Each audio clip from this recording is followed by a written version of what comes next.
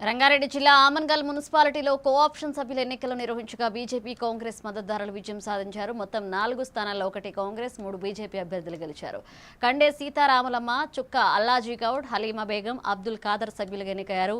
Municipal commissioner Shankar Naik ఆధ్వర్యంలో ప్రమాణ స్వీకారం జరిపించి ధ్రువపత్రాలు అందజేశారు. ఈ కార్యక్రమంలో నాయకులు కలిసికట్టుగా పనిచేయాలన్నారు. సపోర్ట్ చేయడం వల్ల మాకు 3 కోఆప్షన్ 4 3 బీజేపీ గెలవడం జరిగింది.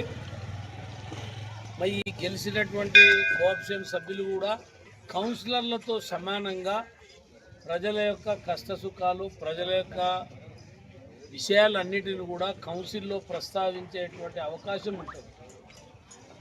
కౌన్సిలర్కు ఉన్నటువంటి బాధ్యతలన్నీ కూడా వీళ్ళు కేవలం ఒక ఏరియాకు కౌన్సిలరే కాకుండా టోటల్ మున్సిపాలిటీలో ఏ ప్రాంతమైనా కూడా కోఆప్షన్ మెంబర్లకు కౌన్సిలర్లతో పాటు సమానమైనటువంటి హోదా, గౌరవము ఇవన్నీ కూడా ఉంటాయి.